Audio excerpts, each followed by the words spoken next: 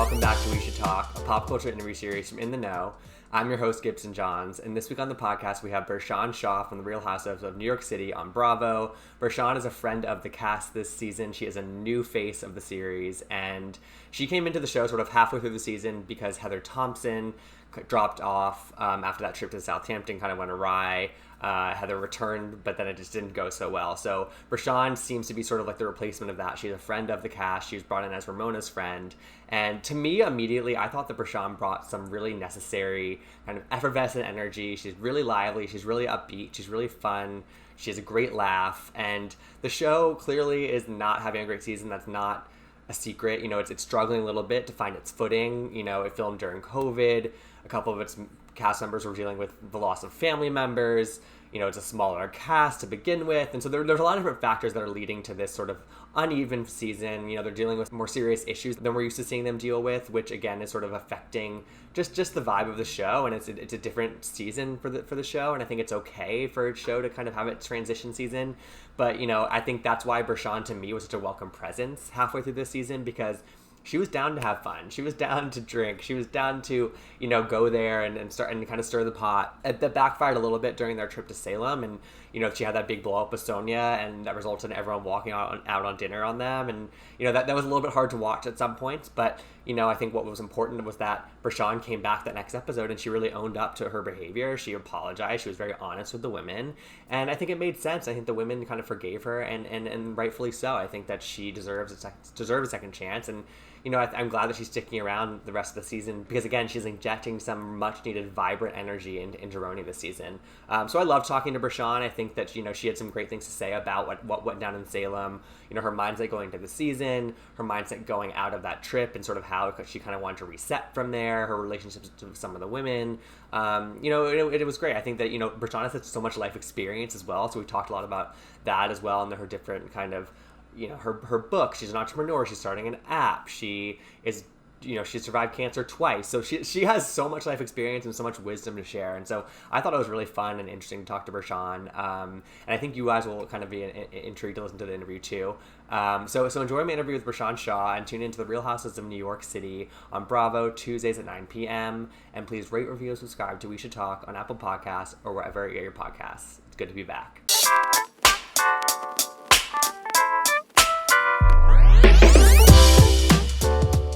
All right, so we're here with Bershan Shaw, who you might recognize from The Real Housewives of New York City this season. Bershan, how are you?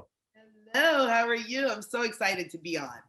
I'm so excited to have you. And so this interview, we're recording it after one of the Salem episodes. It's not going to come out for a couple weeks because I'm going on vacation, full disclosure. But this will come out in early August, and so we obviously have a lot to talk about from this episode and the rest of the season as well. But I first want to talk about, I mean, like, you're somebody who wears, I didn't really know how to even intro you because you wear so many hats. I feel like you have so many different titles. You're motivational speaker, life coach, entrepreneur. You recently added reality star, tech founder, author. Like you hold many titles. And I think to me, that's like the best way to be. But I'm curious sort of like, what about like your approach to life and your career just like helps you kind of juggle all this stuff? Yeah, no, thank you. You know, I call myself a multipreneur. I think I said multipreneur. I love that. Yeah, I do a lot of stuff. And I think it's the way I live, right? I don't think you should have one source of income. You know, hey, if it works and you can have multiple streams of income and you have a team that works for you and they can make it happen, right? Don't put yourself in a corner where you cannot thrive. And so that's how I live my life, but I live my life to every minute. Right. Mm-hmm. And I believe that life is about living. We spend too much time saying could've, would've, should've instead of actually doing it. I do it. So I don't live my life saying tomorrow. I live my life saying today. And if I don't do it today, then hey, you don't know Bershan Shaw. Everything I say I'm going to do, I'm going to do. I love that. And is that how you always were, or do you think is that a direct kind of response to your cancer journey and your cancer battle? Was that something you came out of with that mentality, or have you always had that mentality? You know, it's so interesting. That question gets asked so many times, and my friend said, Bershan, now you definitely were a go-getter, and you definitely I believe it. I believe it. I used to tell the teacher, I used to say, hold up, I don't believe what you're saying. And they would say, okay, Bershan, take the floor. And I would say, I challenge you because, right? So you were that kid. I love it. I was that kid. I was the kid that always shouted. They were like, all right, go ahead, Bershan, take the floor. Well, because you know what it is. I think when you have a strong father who gives you so much support and love, like this is my ride or die, my dad. And I think you learn to just speak up. He used to be like, you're a woman, speak up and stand up. Don't shut your mouth for anyone. Like, and no one puts baby in the corner. And I think that's my whole motto. Like, you're not gonna put me in the corner. I'm gonna let you know how I feel, And so I think from that spun me sort of being this multipreneur, going for it and not being afraid to just live. That's how I live my life. Just live your best life. I love it. I love that. And you have a new app called You Are a Warrior. And Yeah. first of all, I love the spelling of it. It's You Are a Warrior. Yeah. Tell me about it. I know it's based in wellness, but tell me more about sort of like what people can expect from it. Yeah, thank you. So it's called the letter U R A Warrior, WARRIOR, and it's a mental health app for support. It's removing the stigma of mental health. We are so into this stigma and like, oh God, depression, and we don't want to talk. I mean, thank God for Naomi Osaka. We're dealing with stuff, addiction, drug addiction, alcohol addiction, mental depression, anxiety, stress, loneliness. And what do? We pop a pill, but stop popping pills and get the work done and do the work. So it's an app about mental wellness. You're not alone. You got this. You got this. You're a warrior. And we're going to have celebs on there, experts. We're going to have coaches. It's going to be a social networking site for support. Positive. I'm tired of this negative stuff and bullying. I'm just tired of it. We're old. We came through COVID. We need help. Look, we need help, y'all. Get the help you need. And that's what the app is going to do. Get the help you need. Yeah. And I'm sure you've seen, honestly, probably increasingly now that like you're more like in a very much of a public realm on this show. It's like people can take anything and make it negative. I mean, like I can tweet out the most benign opinion about Real Housewives, which is a reality show, and people take it and like make it some big thing. And it's like, you probably see that on an even bigger level, but I mean, it's great that you're creating a positive space because there are so many negative spaces on the internet. And you know what? Kudos to you for saying that, because you're absolutely right. Everyone takes everything negative. Oh my God. You say, oh God, I'm trying to do this. And they're like, oh, see, she doesn't have money. She's broke. I'm like, how do you guys get that? Because I say, I'm trying to do something. Well, we knew you didn't have, like, come on. You know what it is? People are unhappy. They're unhappy and they're looking for outlets. And so you got to start from the inside. You got to start with your own happiness. And so I think social media has just turned into like this trolling thing.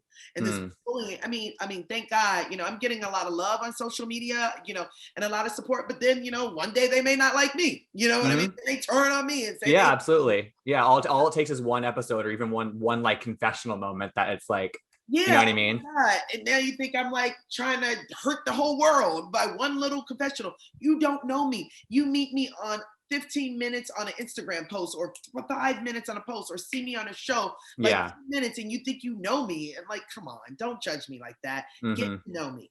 That's what I said. Yeah, for sure. So I mean, we talked about you do so many things, and I feel like you have this full-fledged career, but then when Real Housewives comes a knocking, I'm curious, like what goes through your mind when the opportunity to potentially join as a friend on this season of RHONY, when that opportunity came, like what went through your mind? Was there any hesitation? Were you just like, let's just do this? Like what went through?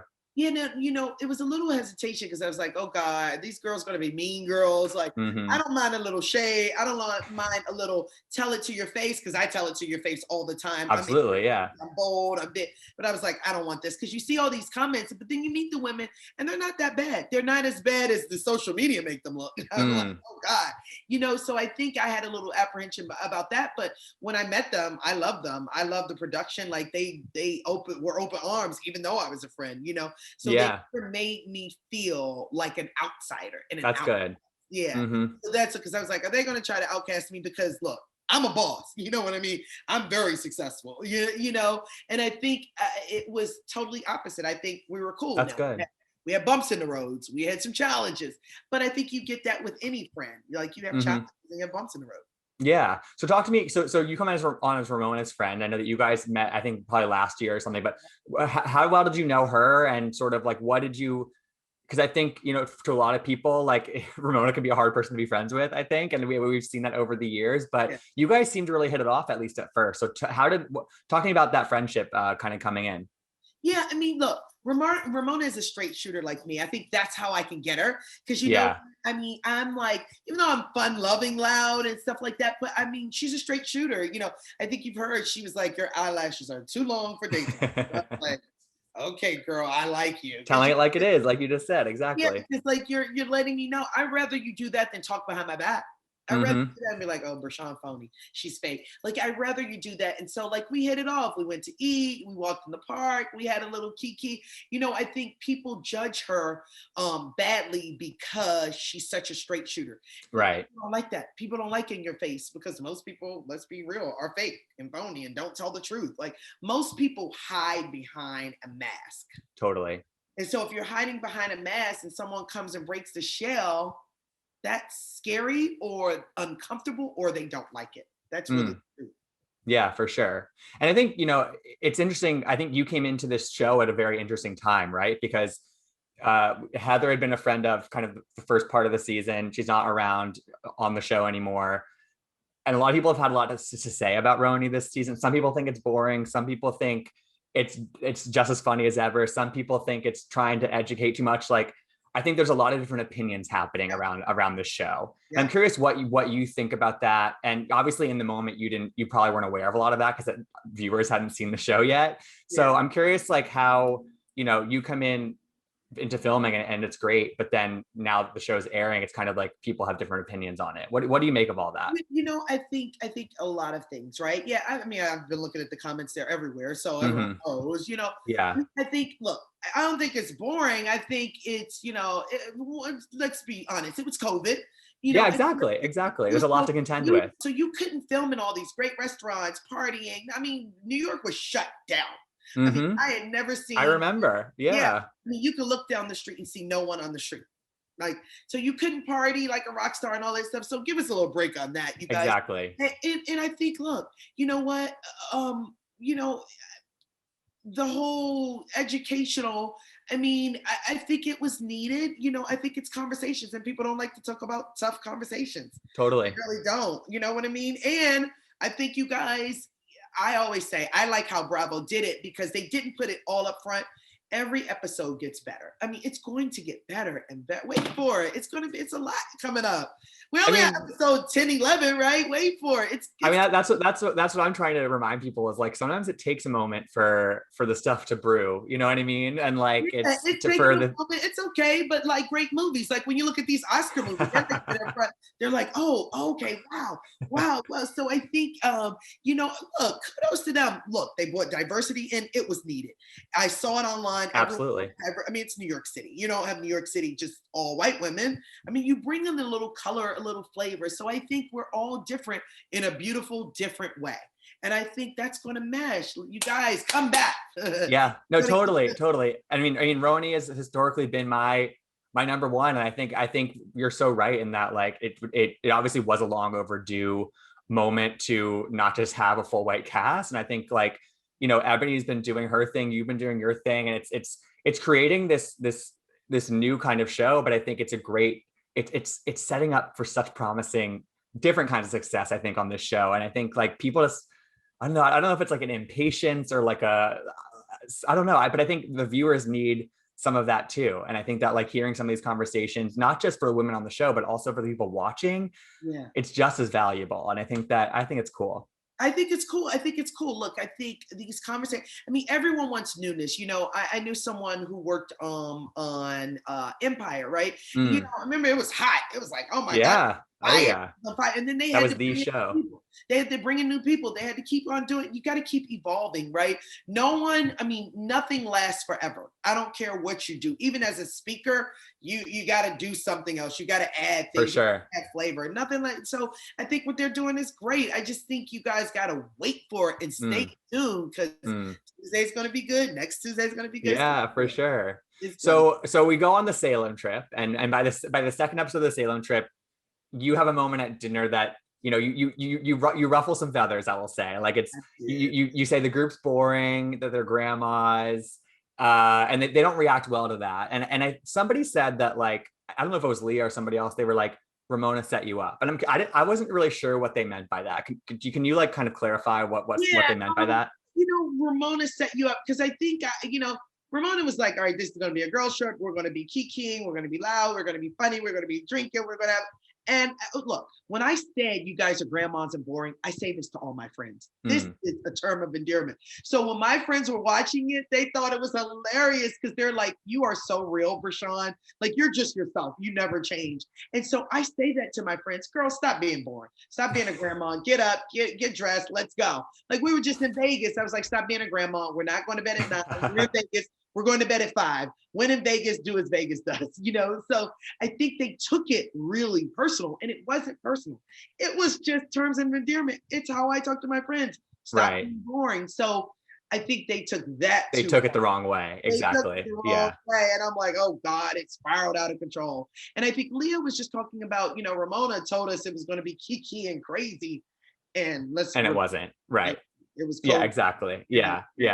And I honestly felt for you in that moment also after you had said that people were talking about Leah, because I could tell that it had been Ramona, but that Ramona was your friend, so you didn't want to implicate Ramona in the fact that she was talking about Leah, and then you got caught in a pickle almost, it felt like. Yeah, and it's not even bad. Ramona and Leah have a love-hate relationship. Totally. You know what it is? It's like, it's mother-daughter. Yeah, I'm the new girl. I wanted to just know the dynamic. What's the dynamic here?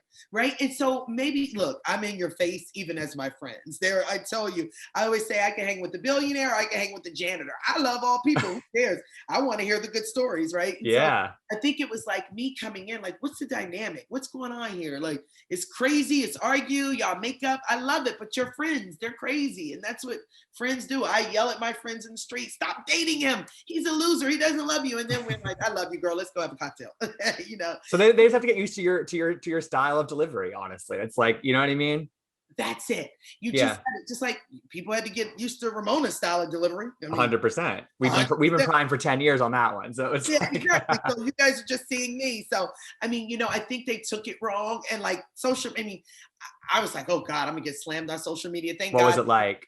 They didn't kill me. I mean, actually, they embraced it. So, I mean, but it was like, they're like, you're saying what other people wanted to say, but I really wasn't saying that in like, oh, you guys are grandmas, because they look good. I'm just saying. Oh, no, totally. No, but I think that I saw that too. I saw, obviously it was divisive, like everything's going to be divisive, but I did see people who were like, Bershan is coming in and she's saying what some people think, and she's kind of stirring the pot, which is what maybe is needed this season a little bit. And like, I think that's people I think, we have to remind ourselves that it's a reality show, and we want some heightened action. We want maybe some heated words exchange, because that's what people kind of come to these shows sometimes for. And so I think there was an appreciation for that. You know what I mean? Even if in the moment with the women, it didn't come across that way. Yeah, it didn't come across that way. I mean, I felt like, right. Yeah, but it was just me being real. It wasn't even like me putting on. It was like, this is how I act, right? You know what I mean?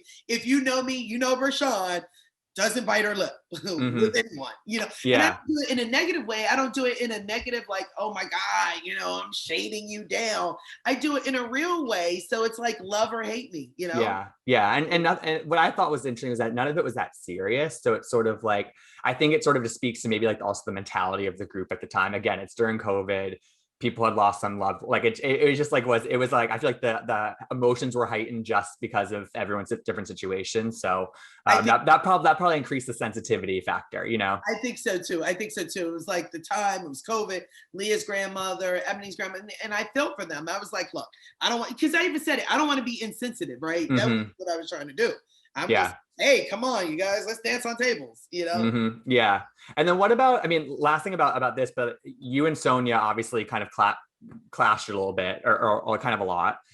what did you expect yourself to clash with Sonia, or did that kind of surprise you in the moment? What was your sort of mentality around that? I never, because everyone was like, you're going to be Sonia's best friend. That's what So it's so funny, but I think because we're both passionate and we're both givers, and Sonia has a lot of depth to her. She's deep. She has a Oh, for lot. sure. Mm-hmm. And I like that. I think we're both passionate, and so we both clash.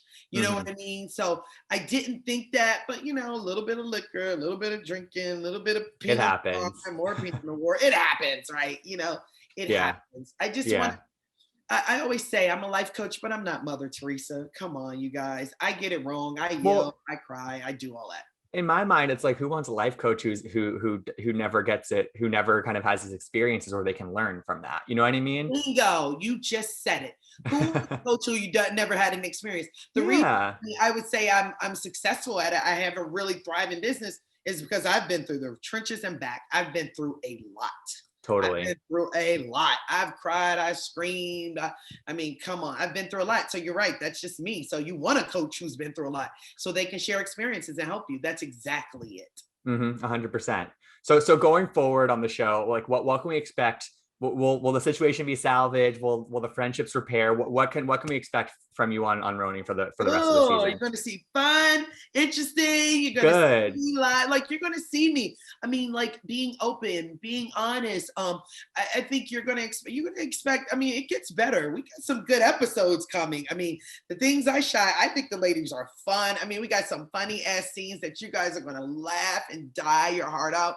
Sonia and I, look, come on. Sonia and I, we get into a rough one. I don't want to tell you all, but we're not hating each other. Come on. Good. Me and Sonia talk about stocks on a daily. Buy this, buy that, buy this. You know what? Look, it's like friendship. What do? You scream, you yell, and you make up.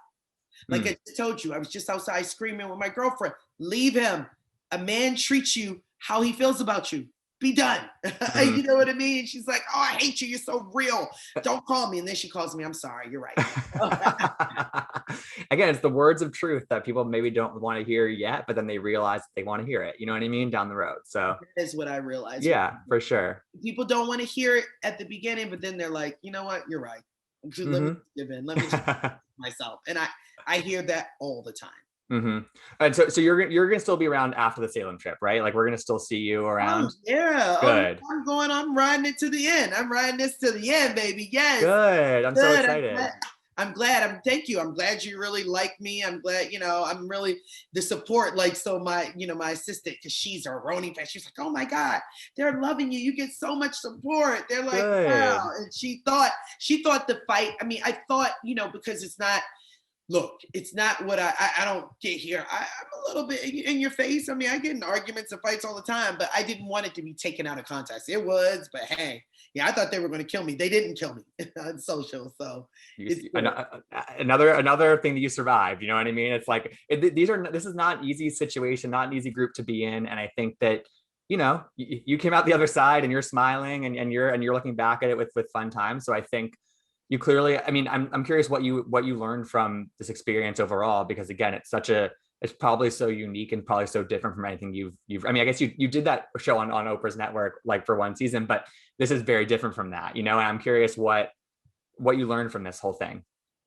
What I learned is growth. What I learned is that you don't know someone until you know someone. Yeah. So just like me, they're not like, don't judge a book by its cover. And that goes to everyone listening. Like, sometimes you judge someone or you misread someone and you think something and you're wrong, right? So I am who I am. I'm lovable. I'm fun. I'm crazy. I'm boisterous, right? And they took it wrong. So it's getting to know each other. And I think along this trip, we get to know each other. And I think that's the beauty of it. Like, let people get to know you. Because sometimes I'm like, hey, you know me, hey. I'm like, right? Oh yeah, of course. And so I do that with my friends and they're like, no one's Bershan, girl, you are crazy. So that is who I am, but sometimes it's misread when you don't know someone. For sure. And I think, it must be great for you from this whole experience. It's like, you probably have so many more Instagram and Twitter followers. You probably the traffic to probably your websites and the sales of your book, like, all these things are probably increasing. You were on the Wendy Williams show. Like, you're having all these like really awesome kind of boosts probably to your career in general, like across the board. Could you speak to that a little bit? Because I think it just speaks to sort of the power and influence of the show. Yeah, like I said, the show is a great platform, right? It really is a great platform. And like I said, kudos to Bravo and Andy for giving us diversity. It was needed. I'm sorry, it's New York City. It was needed. And I think, hey, it's opened up a platform for me. I mean, I already had a thriving, Of course. Yeah, no, of course. But it amplifies it. But Yeah. it amplifies it, right? So it amplifies it, I mean, I'm on like, I got a ton of speaking engagements. I got something in Paris. I got something in Richmond. I got something in LA. Got We're something in booked and busy. Okay. yeah, booked and busy. I'm designing a home this weekend. I got one that, so my business were always growing, and thank you and kudos that it's growing more, right? So Yeah. more to come. I'm just excited and glad to be on the platform. Yeah. And I think like you said, it's like, even with like your motivational speaking gigs, for example, like you can't just do the same speech over and over, you know what I mean? And so you can pull from this and be like, and I'm sure there are lots of life lessons learned from Yeah, I these think, months. what it is. And I got to tell you, the biggest one I told you is that you don't know someone, right? So don't get too comfortable before someone gets to know you. Yeah. So I was big, I come in being myself, but still people have to know you. So you have to slow walk it in, not run. I sprint everywhere I go, but it told me, slow it down, Bershan, slow it down. Everything's not a sprint. Cool. It's a marathon. Yeah. So even me as the coach learned. Of course, you're always learning. You're always taking in new things. And I do have to say before we finish up is I think it's so, I love to see a cancer survivor doing so well, because cancer, I think, has hit so many people's families and so many people. It hits home for me. My brother had cancer when he was in 6th grade, and to see anybody on the other side of that and thriving and smiling and living their best life like you are and like my brother is now, like it's special. And I think that for you to be so fearless and just so like living your life so openly, I think it's really inspiring. And I think, again, there must be a lot of people watching who have been affected by cancer in some capacity that are thinking the same way I am about seeing you. And you know what? And thank you for that, because this platform, when I told I got like probably 3,000 or 4,000 DMs.